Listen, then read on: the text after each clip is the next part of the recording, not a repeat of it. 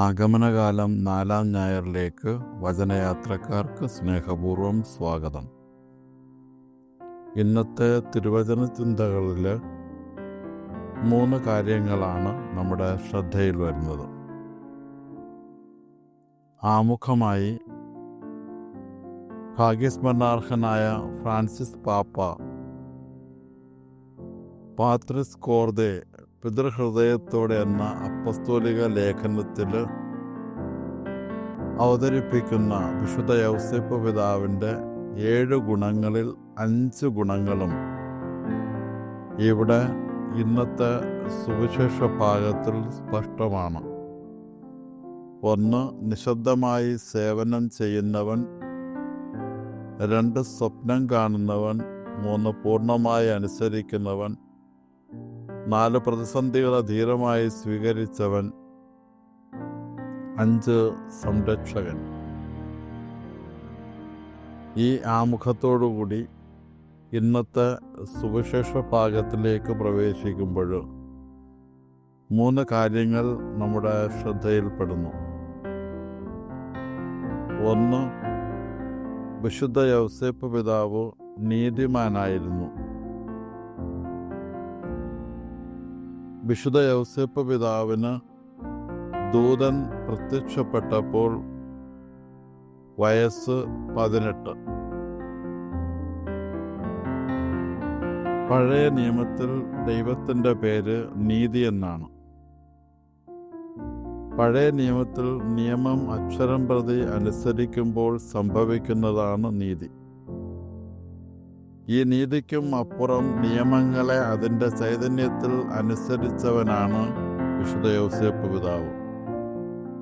അതാണ് പുതിയ നിയമത്തിലെ ആധ്യാത്മികത. ഈ ആധ്യാത്മികത യേശുവിന് മുമ്പേ സ്വജീവിതത്തിൽ പകർത്തിയവനാണ് വിശുദ്ധ യൗസേപ്പ്. പരിശുദ്ധ അമ്മ മംഗളവാർത്ത സ്വീകരിക്കുമ്പോൾ മറിയത്തിൻ്റെ വയസ്സ് 12 അല്ലെങ്കിൽ 14, ഏറിയാൽ 16 എന്നാണ് ബൈബിൾ പണ്ഡിതർ അഭിപ്രായപ്പെടുന്നത്.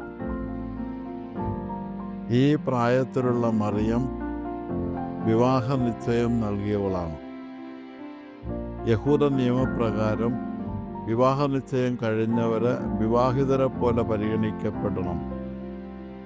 അവരുടെ വിവാഹേതര ബന്ധങ്ങളെല്ലാം വ്യഭിചാരമായി പരിഗണിക്കപ്പെട്ടിരുന്നു.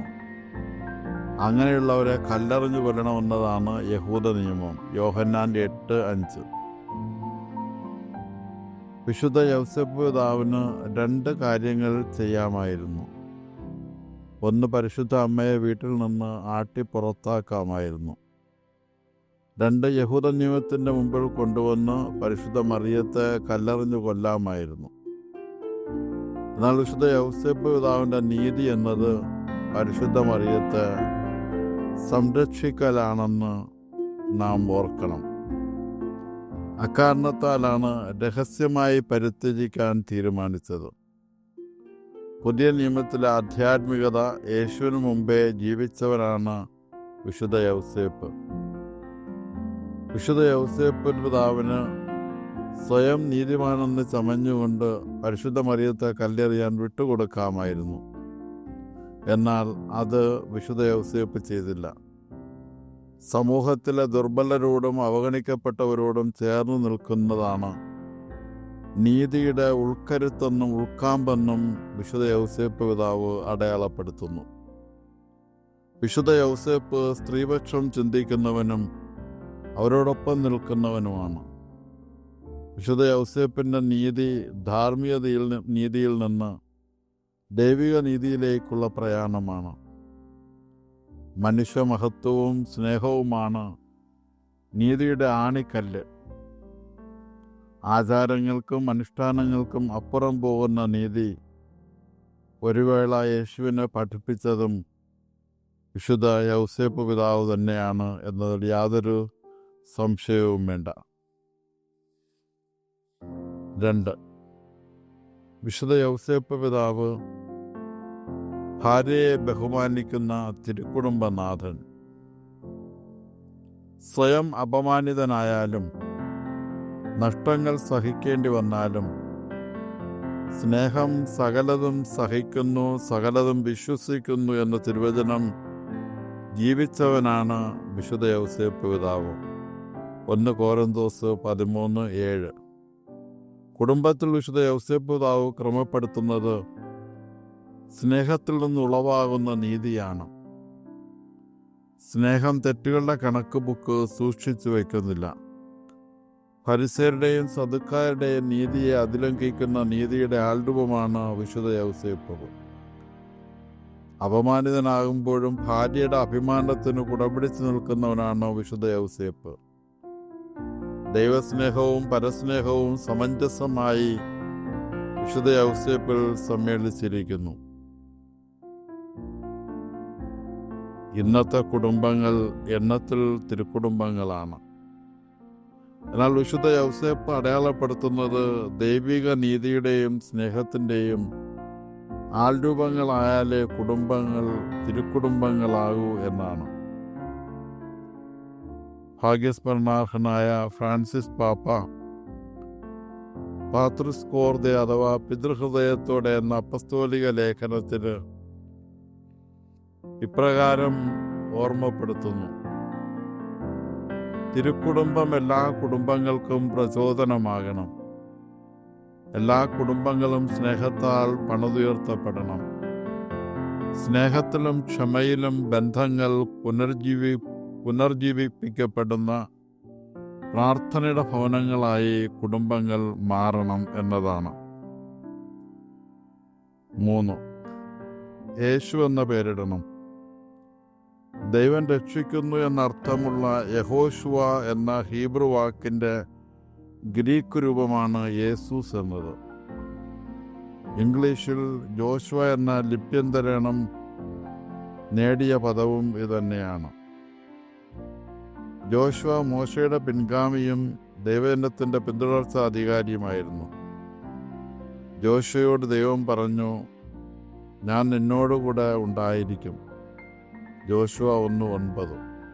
ഇതേ വാഗ്ദാനം യേശുവിലും ആവർത്തിക്കുന്നു. മത്തായി 1:23. വിശുദ്ധ മത്തായി യേശു എന്ന പേര് 80 പ്രാവശ്യം ഉപയോഗിച്ച് കാണുന്നു. യേശു എന്ന പേര് രക്ഷകന് നൽകുന്നത് വഴി യേശുവിൻ്റെ മാനുഷികതയെ മത്തായി ഊന്നിപ്പറയുന്നു.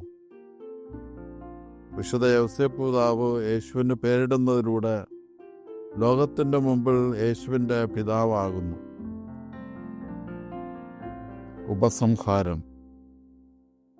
ഫ്രാൻസിസ് പാപ്പയുടെ വാക്കുകളിൽ ഇന്നത്തെ വിചിന്തനം നമുക്ക് അവസാനിപ്പിക്കാം. പൂർണ്ണതയുള്ള കുടുംബം എന്നൊന്നില്ല. നമുക്ക് പൂർണ്ണരായ മാതാപിതാക്കളില്ല. നമ്മൾ പൂർണ്ണരല്ല. പൂർണ്ണനായ അഥവാ പൂർണ്ണയായ ഒരു വ്യക്തിയെ വിവാഹം ചെയ്യാനും ശ്രമിക്കാതിരിക്കുക. നമുക്ക് പൂർണ്ണരായ കുട്ടികളുമില്ല. തീവ്രമായ ദാമ്പത്യ സ്നേഹവും തൽഫലമായി ഉണ്ടാകുന്ന ആത്മാർപ്പണവും കുടുംബത്തെ ഭൂമിയിലെ സ്വർഗമാക്കി മാറ്റും. പരിശുദ്ധ പിതാവിൻ്റെ അവസാനത്തെ വചനങ്ങൾ ഒന്നുകൂടെ നമുക്ക് ഓർക്കാം. കുടുംബം ദൈവം ആഗ്രഹിക്കുന്ന രീതിയിൽ മുന്നോട്ട് പോകണമെങ്കിൽ തീവ്രമായ ദാമ്പത്യ സ്നേഹവും ആത്മാർപ്പണവും കുടുംബത്തിലുണ്ടാകണം. അതിന് വിശുദ്ധ യൗസേപ്പ് പിതാവ് എല്ലാ കുടുംബങ്ങൾക്കും പ്രചോദനമാകട്ടെ എന്ന് പ്രാർത്ഥിക്കാം. സ്നേഹപൂർവം ഫാദർ നിക്കോളാസ് ടി. എല്ലാവർക്കും യേശുവിൻ്റെ ജനനത്തിരുന്നാളിൻ്റെ എല്ലാ നന്മകളും സ്നേഹപൂർവം ആശംസിക്കുന്നു. നന്ദി.